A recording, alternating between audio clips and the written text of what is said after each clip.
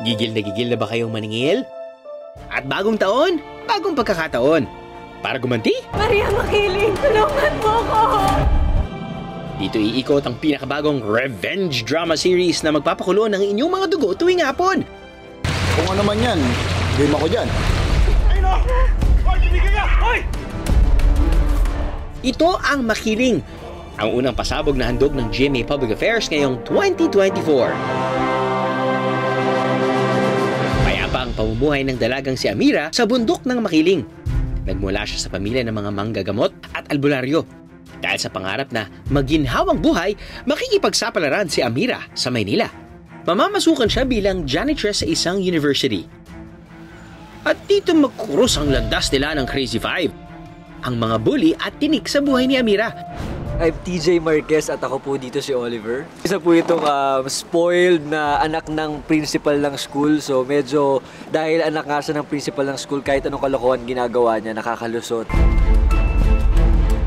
Guys, ako po si Christopher Martin at ako po dito ay si Seb. One of two sa Terra Siblings, yes, isa sa mga magpapahirap sa buhay ni Amira. Hoy, kibigay ka! Hoy! Ako naman po si Royce Cabrera at ang ginagampanan ko dito ay si Ren. Anak ng pulis at isa din sa membro ng Crazy Five. Yan, Crazy Five. At magbibigay craziness. Sa inyong buhay ni afternoon. Amira. Kumitan ba natin yung bokbok? Ako po si Myrtle Sarosa, gaganap bilang si Portia. Go-getter talaga si Portia. Gustong-gusto niya maabot yung lahat ng pangarap niya. Subalit, naaapakan niya yung ibang tao para makuha ito. Pero alam niyo ba ang bully na si Myrtle sa Makiling? Siya palang biktima ng pambubuli sa totoong buhay. Nung bata kasi ako, meron akong classmate na, grabe. Feeling ko iiyak ako, nag-off character ako bigla. Isa sa mga paksang tatalakayin sa revenge drama na Makiling ay ang bullying. Maghihiganti ako! Iba-ibang klase ng pambubuli ang gagawin ng grupong Crazy Five kay Amira na ginagampanan ni Elle Villanueva. Ang pagmumula ng inggit at galit ng Crazy Five kay Amira, walang iba kundi ang mahiwagang bulaklak na kung tawagin ay mutya. Kaya raw magpagaling ng sugat ng magical flower na ito. Ito yung hinahanap nyo, diba? Ito yung gusto nyo, diba? Yung mutya! Dahil sa bigat ng bawat eksena, challenging para sa Makiling cast ang pagganap sa kanilang mga role. To be honest, ito yung pinaka-challenging na role na ginawa ko. Because madaming beses siya binubuli, pinagkakaisahan siya palagi.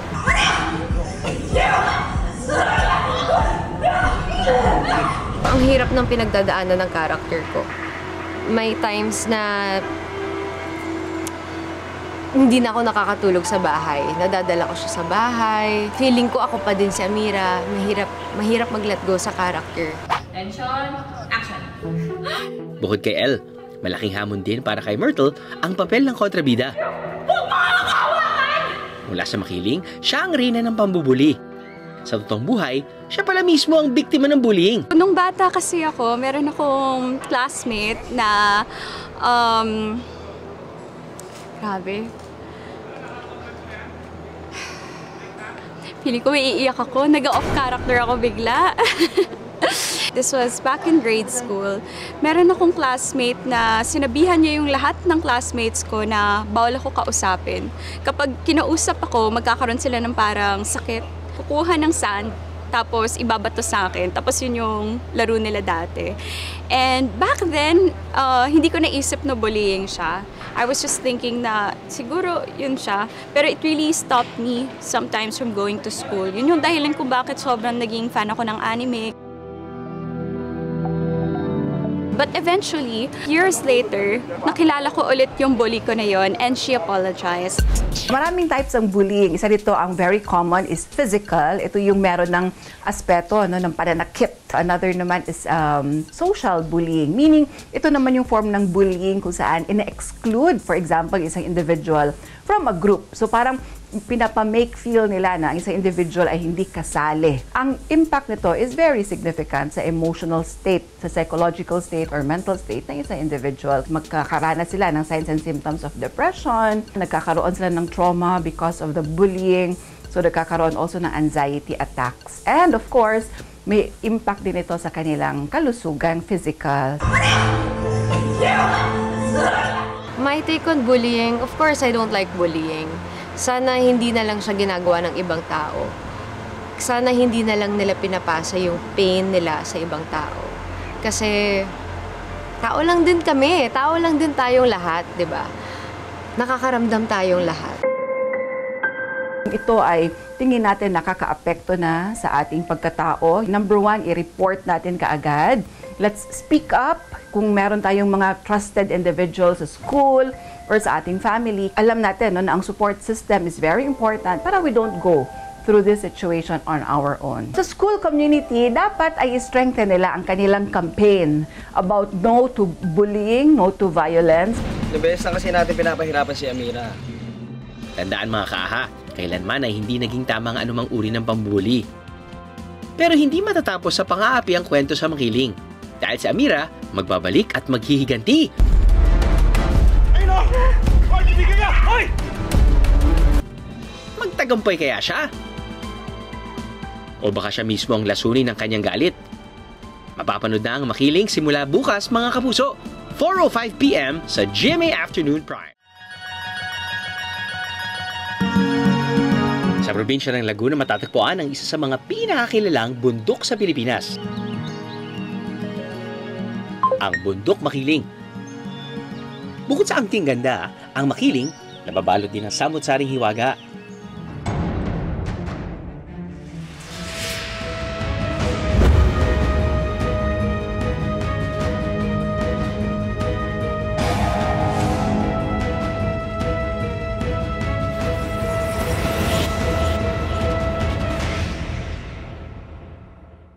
Binalot ng takot ang isa nating kaaha matapos siyang tangkaing akitin ang Bundok Makiling.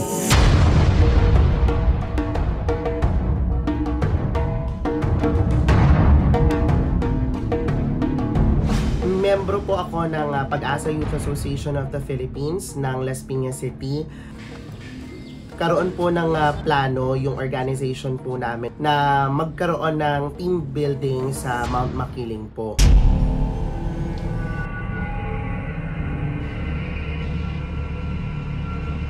Gagabi na, magdidilim na ha. Walang maghihiwalay, vipers tayo, body-body. Ha, double tayo. Sa pag-akyat ni Jeric sa Makiling, hindi niya akalaing titindig ang kanyang mga balahibo. Meron kasi kaming tinatawag na open forum session, tapos meron kaming bonfire na sinet up para sa buong group. Nung nag-aantay na kami doon, patingin-tingin ako sa headquarters kasi nga tinitignan ko kung kompleto na ba kami. Hanggang sa napatingin ako sa may likod ng headquarters namin. Meron akong nakitang parang figure, parang itsura ng tao kasi taas talaga siya ng tao. Gumagalaw siya na parang tao. Yung hugis ng katawan, yung damit, yung kulay ng damit niya. Kaparehas talaga siya nung someone na kasama din namin doon sa youth camp na yon.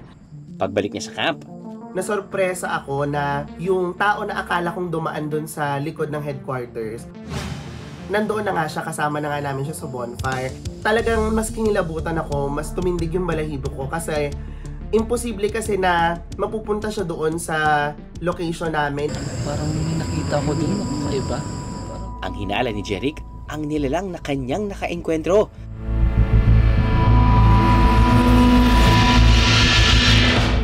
Isa raw engkanto. Huwag mo nang pagkasabit sa mga kasama natin. Kinabukasan, sa halip na mapasigaw, mas kahindik-hindik pa raw ang kanyang sinapit. O kamusta ka na? Nawawalan ka daw ng boses. Kinaumagahan, pagising ko, wala na talaga akong boses ko. Wala naman kami activity na nagsisisigaw kami. Umalik lang yung boses ko pag-exit namin sa gate ng Mount Makiling.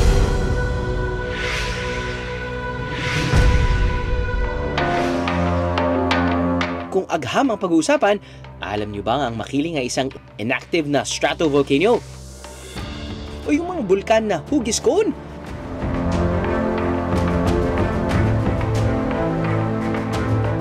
Bagamat walang naitatalang eruption o pagsabog ang Makiling, ang init ito sumisigaw sa mga mud at hot spring. Tinatawag na Makiling yung bundok kasi merong isang anggulo na parang naka-recline o nakakiling yung burol sa ibabaw ng bundok. Pero sino nga ba si Maria Makiling? Ayon sa mga alamat, si Maria Makiling ay isang ordinaryong dalaga na siya ring tagapagtanggol ng bundok. Bago pa man dumating ang mga Kastila, kinikilala na raw siyang bilang si Dayang Masalanta. Isa sa mga alamat ni Maria Makiling ay may kinalaman sa kanyang natatanging pag-ibig. Dahil sa kanyang kagandahan, 3 lalaki na bigani kay Maria. Ang sundalong Espanyol na si Kapitan Lara, ang estudyante mula pa Maynila na si Joselito, at ang magsasakang si Juan.